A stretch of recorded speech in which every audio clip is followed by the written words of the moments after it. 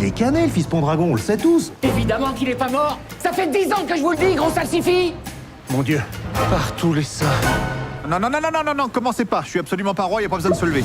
Salut tout le monde, c'est Déborah et aujourd'hui je suis avec Arnold et on est là pour parler de Kaamelott premier volet qui est enfin sorti au cinéma, donc 12 ans après la fin de la série, beaucoup d'années d'attente, un vrai engouement, un vrai phénomène de la culture populaire française. Et même si on aurait préféré ne pas être d'accord pour pouvoir s'étriper à coups de fenouil devant la caméra, on est quand même globalement d'accord. Oui. On le verra tout au long de la vidéo, notre avis est quand même assez mitigé, mais il y a un point sur lequel on est vraiment d'accord tous les deux, c'est qu'on est vraiment content de ces retrouvailles avec Kaamelott. Clairement, ça fait vraiment plaisir d'enfin voir l'univers de Kaamelott être porté au cinéma, sur grand écran, dans une immense salle, voilà, avec tout un tas de personnes autour. On se situe donc là 10 ans à peu près après la fin de la série. Et c'est clairement voilà, un film qui est fait pour les fans, qui s'adresse à eux aussi bien par des situations que des répliques qui font appel à tout ce qu'on avait vu dans la série et à tout ce que les fans connaissent véritablement. Et attendez aussi. Et forcément. Et en parlant d'attente, on retrouve aussi tous les personnages de la série, ou en tout cas une grande majorité, qui sont tous iconisés, chacun leur tour pour leur grand retour à l'écran, aussi bien par la mise en scène que dans les costumes. Et en fait, on retrouve véritablement l'univers de Kaamelott comme si on l'avait jamais vraiment quitté, et c'est hyper agréable. C'est ça, c'est que le film s'appuie énormément, si ce n'est essentiellement, sur la série, et c'est une énorme dose de fanservice. Pour le coup, ça peut rebuter. Moi, ça a complètement fonctionné sur moi, c'est-à-dire que le film voulait me faire rire à certains moments et il parvenait parfaitement. Il y avait toujours ce tempo comique qui fonctionnait parfaitement bien sur moi. Et surtout, j'ai remarqué ça quand on est sortis de la salle de ciné tous les deux. On était déjà en train de citer les répliques du nouveau film, les nouvelles répliques. Donc c'est là qu'on se dit qu'on retrouve aussi le talent d'écriture d'Alexandre Astier, qui aime beaucoup jouer sur la sémantique, les expressions françaises, l'argotique, le langage un peu plus soutenu. Et ouais, on retrouvait cette capacité de créer du culte instantané en fait, qui nous avait vraiment manqué. Clairement, et ouais, non, c'est clair que autant dans les dialogues que dans les comiques de situation, effectivement, c'est du Astier dans le texte. On retrouve tout ce qu'il avait déjà infusé dans l'univers d'Astérix avec les 2 films d'animation qu'il a co-réalisés.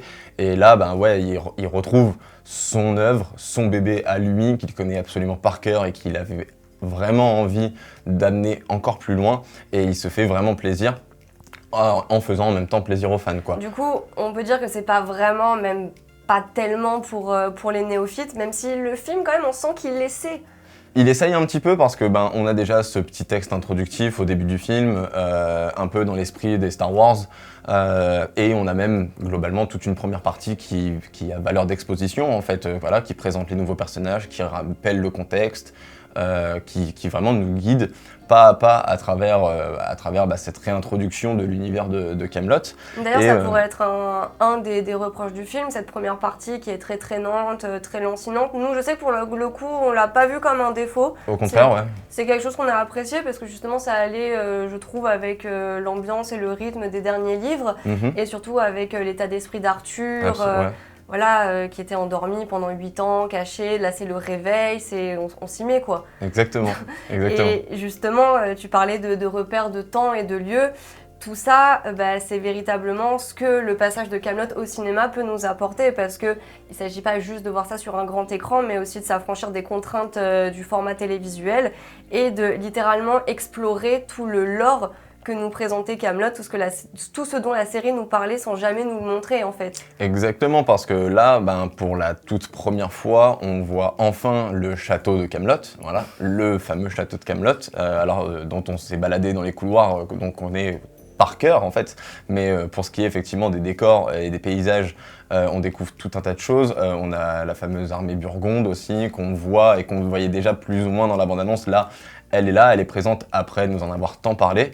Et effectivement, encore une fois, on est accompagné dans ce voyage avec des repères de temps, de lieux, des dates, On nous dit voilà, qu'on passe par la mer Rouge, par des déserts, par le royaume de Gaunes, par la province de Gaunes, et tout ça en fait fait que effectivement c'est à la fois ludique et vraiment passionnant et exaltant, quoi. On sent, voilà, en fait, on sent qu'il y a des ambitions cinématographiques derrière et que le passage sur grand écran, c'est pas fait pour rien, qu'il y a vraiment des ambitions de nous montrer du nouveau, de nous montrer de l'inédit, du nouveau et de ce qu'ils pouvaient pas faire à la télévision.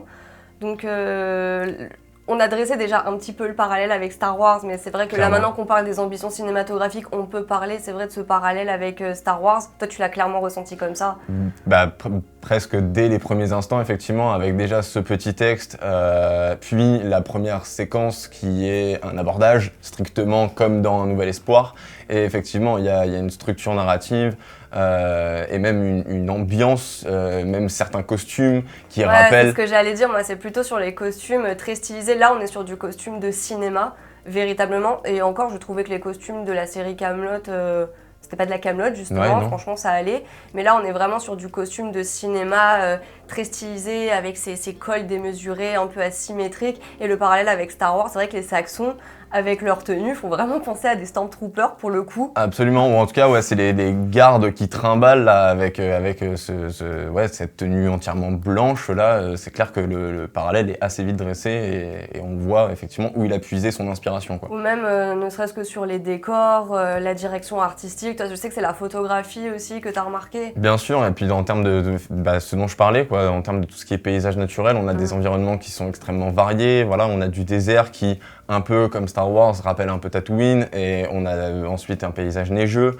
Et la photographie, effectivement, met un soin à capturer véritablement tous ces environnements et tous ces paysages. On passe d'une photographie un petit peu violacée dans le désert à une photographie beaucoup plus orangée dans les souterrains. Et en fait, tout ça contribue vraiment à cette sensation de porter un grand film d'aventure, exactement comme Alexandre Astier l'a probablement imaginé, quoi, en fait. Oui, c'est ça. Puis même pour revenir sur tout l'aspect visuel aussi, je trouvais que les costumes traduisaient bien ce qui se passait au niveau de l'histoire. C'est-à-dire que quand on voit Père Blaise avec ce grand habit noir, là ça fait très Empire, Premier Ordre, Clairement. avec voilà, ces formes géométriques. Ou alors le strict opposé, c'était Guenièvre. C'était la tenue de Guenièvre, je trouvais avait beaucoup d'importance parce que déjà ça lui donne une stature, une posture et une prestance qu'elle n'a jamais véritablement eu dans la série, sauf dans les derniers livres où on sentait qu'elle voulait être réhabilitée. Et là, avec cette robe blanche, on dirait une mariée en plus. Je pense pas que le sens soit totalement hasardeux, mais c'est vrai que ce costume redonne de la splendeur à Guenièvre. Enfin, même pas lui redonne, lui en donne une. Oui. Et là-dessus, c'est vrai que l'ambition cinématographique, on le sent.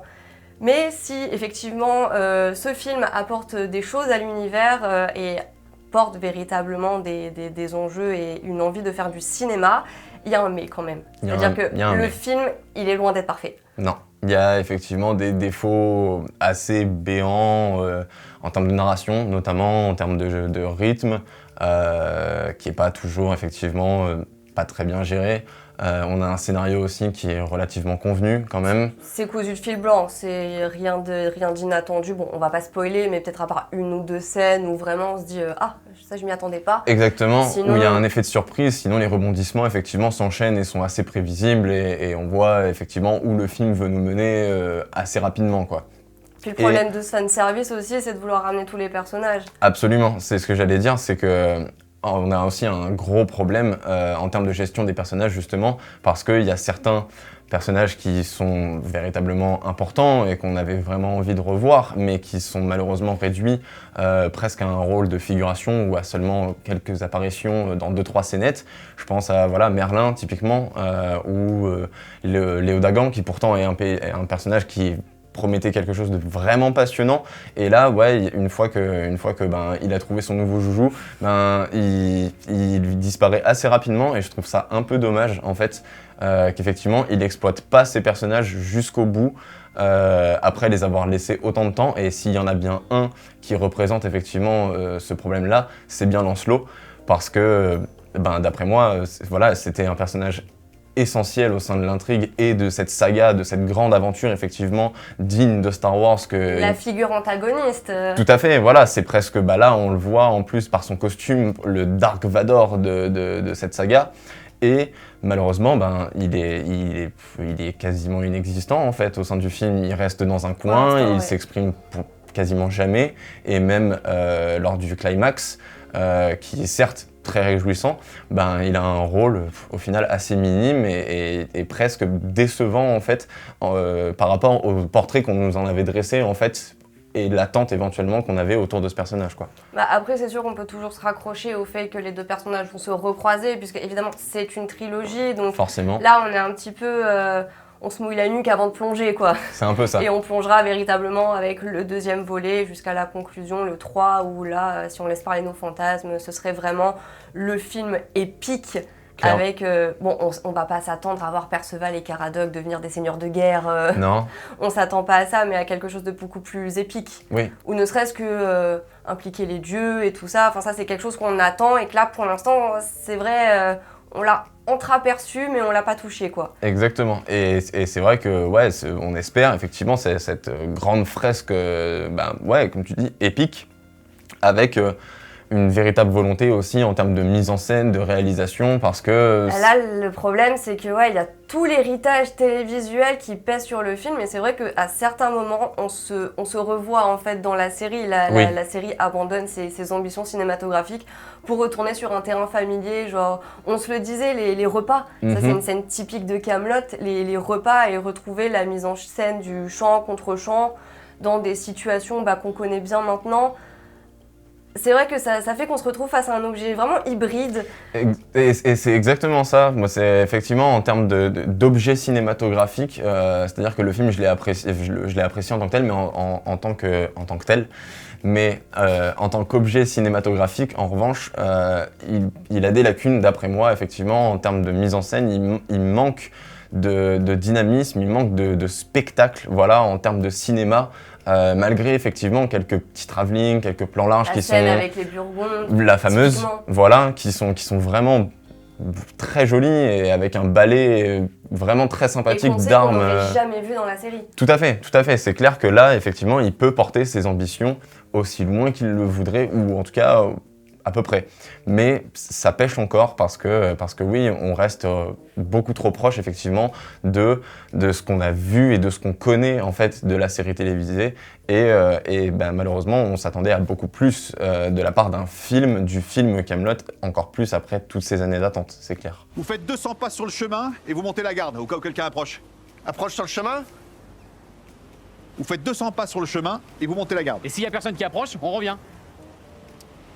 Non, vous montez la garde. Du coup, effectivement, avec cet héritage qui vient un peu écraser le film, moi, je sais que j'ai un peu un sentiment de frustration, malgré tout le plaisir que j'ai pu ressentir devant le film. C'est très paradoxal comme sentiment, quand même. Exactement, là où toi, je sais que t'es peut-être un petit peu plus optimiste, ou en tout cas moins dur avec le film. Disons que les défauts, pour les coups, je les vois, mais c'est vrai que c'était un moment tellement généreux, et en plus, on était en avant-première, on était dans une salle blindée, ça faisait vraiment plaisir de voir autant de personnes se ruer en salle. On voyait bien, on rigolait tous au même moment, on rigolait aux mêmes références, aux mêmes vannes.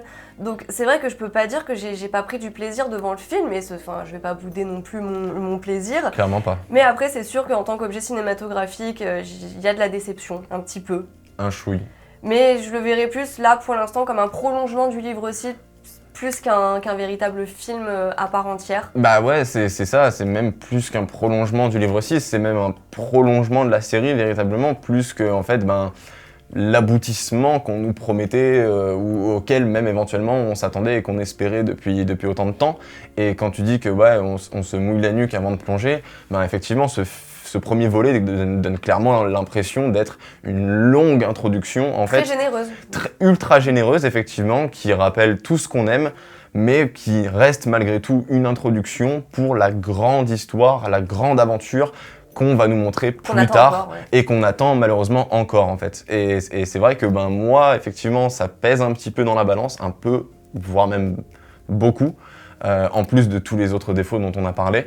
Là où toi, je sais qu'effectivement, on attend de voir la suite, quoi. Maintenant, on est lancé, on a le contexte. Maintenant, il s'agit effectivement d'interagir avec les personnages, de les voir évoluer, de voir encore plus l'univers de Kaamelott dont on a entendu parler dans la série.